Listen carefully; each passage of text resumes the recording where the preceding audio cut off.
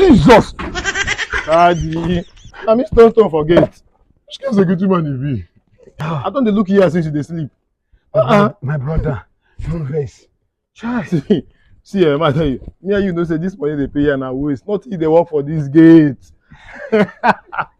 So you know, if they waste people their money, say them say no fit do this work. so you know. One man can carry you go this man place, me let mechanic work. If they waste your time here. No wahala. But you go wait, ma collect this month's salary.